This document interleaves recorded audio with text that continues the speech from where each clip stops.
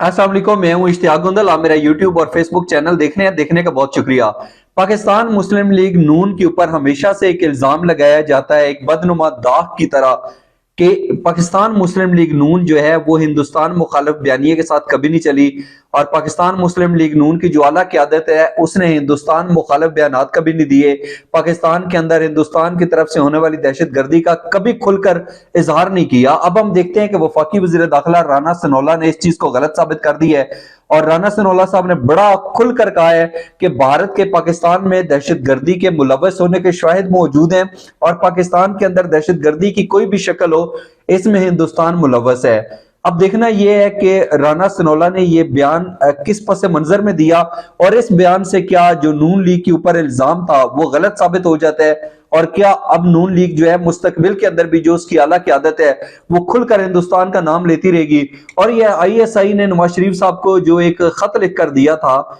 उसमें उन्होंने क्या लिखा था कि कुलभूषण यादव का जिक्र कहां पर जाकर करने हैं, और फिर नवाज शरीफ साहब ने वो खत तो जेब में डाल लिया, लेकिन उसके बाद क्या हुआ इस पर भी जरा शाहिद के साथ बात करेंगे। सबसे पहले तो हम देखते हैं कि 23 जून 2021 को लाहौर में जोहर टाउन के अंदर हाफिज मोहम्मद सईद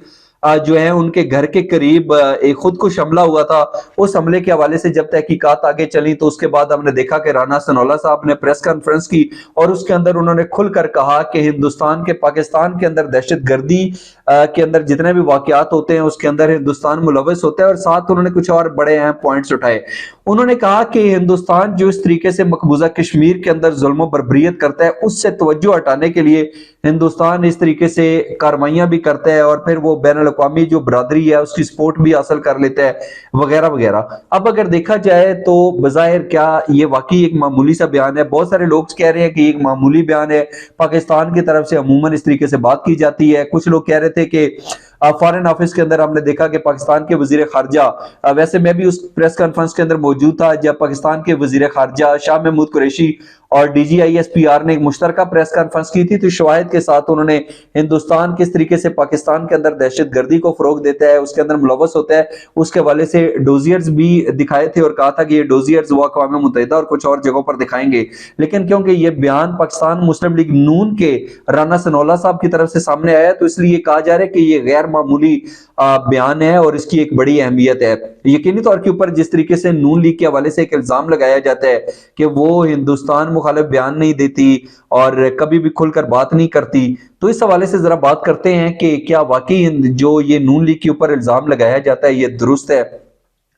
ये मेरे सामने आपको किताब नजर आ रही है, डिफेंस मैटर्स। इसके अंदर जनरल अमजद शोएब ने वो ISI का जिसका मैंने जिक्र किया कि उन्होंने खत लिख कर दिया था नवाज शरीफ साहब को, लेकिन नवाज शरीफ साहब ने उसका जिक्र क्यों नहीं किया, तो ये खत ISI की तरफ से क्यों लिखा गया, क्यों दिया गया, कहां पर जाके नवाज शरीफ साहब ने बात करनी थी। तो ये डिफेंस मैटर्स किताब है, इसका पेज नंबर है 191। इसके अंदर जो है जनरल अमजद शोएब कहते हैं, और इसके अलावा एक इंतहाई अहम पॉइंट है कि जब साबिक वजीर आजम नवाज शरीफ साहब ने अक़वाम मुत्तहिदा की जनरल असम्बली में तकरीर करनी थी, तो इंटर सर्विसेज इंटेलिजेंस ने उनको कुलभूषण यादव के हवाले से एक पूरा सफा लिखकर पकड़ाया कि इसे अपनी तकरीर में शामिल करें। नवाज शरीफ साहब इस सफे को साथ लेकर गया, लेकिन इसके बावजूद उसे अपनी तकरीर में शामिल नहीं किया। और जैसा कि आपको मालूम है कि भारतीय जासूस कुलभूषण यादव को 3 मार्च 2016 को पाकिस्तान के हसास इदारों ने बलूचिस्तान के इलाके से गिरफ्तार किया था, और भारत पाकिस्तान पर दहशतगर्दी के इल्जामात लगाता रहा। हमारे पास कुलभूषण यादव था जिसने खुद एतराफ किया कि बलूचिस्तान की अलहदगी पसंद तंजीमों की मुतअद्दिद कार्रवाइयों के पीछे रहा का हाथ है,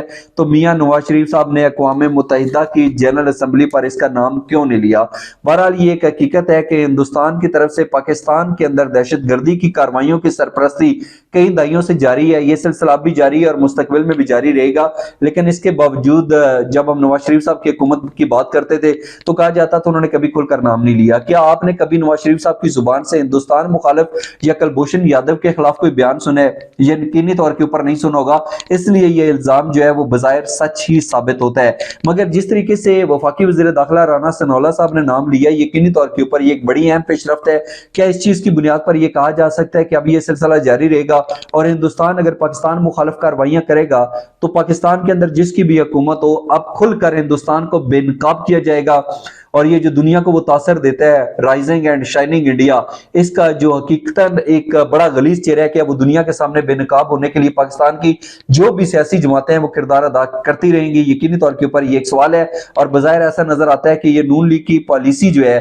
جو اس جماعت کی پالیسی ہے، اس کے اندر بھی بظاہر ایک شفٹ دیکھنے میں آ رہا ہے۔ اللہ کرے کہ یہ سلسلہ جو ہے یہ آگے چلتا رہے۔ اور اس کے ساتھ ساتھ اگر یہ بات کی جائے تو پاکستان کے اندر جو ہم ہندوستان کی بار بار مداخلت کی بات کرتے ہیں تو یقینی طور کے اوپر بہت سارے شواہد ایسے سامنے آئے، ہمیں D G I S P R کی پریس کانفرنس میں بار بار وہ شواہد دکھائے گئے، میڈیا کے ساتھ شیئر کیے گئے کہ ہندوستان کس کس طریقے سے پاکستان کے اندر دخل اندازی کرتا ہے،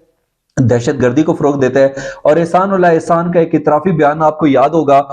جو انہوں نے اپریل 2017 کے اندر دیا تھا، انہوں نے کہا تھا کہ وہ بھارتی خفیہ ایجنسی را کے لیے کام کرتے ہیں۔ تو یقینی طور کے اوپر بہت سارے ایسے شواہد ملے کہ جو ہندوستان کی خفیہ ایجنسی را ہے وہ تو تحریک طالبان پاکستان کی سرپرستی کرتی ہے، ان کو پیسے بھی دیتی ہے، معاونت بھی کرتی ہے، ٹریننگ بھی دیتی ہے۔ تو یقینی طور کے اوپر پاکستان کے اندر ہندوستان کی دہشت گردی کوئی نئی بات نہیں ہے، لیکن اچھی بات یہ ہے کہ اب جس طریقے سے وفاقی وزیر داخلہ رانا ثناءاللہ نے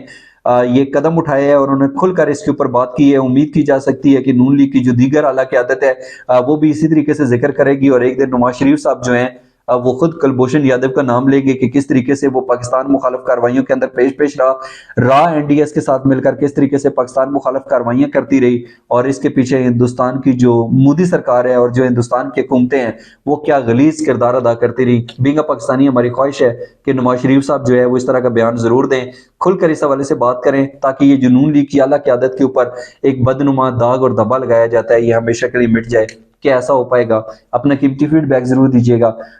آج کا ولاگ دیکھنے کا بہت شکریہ، اپنا بہت سا خیال رکھیے، اللہ حافظ۔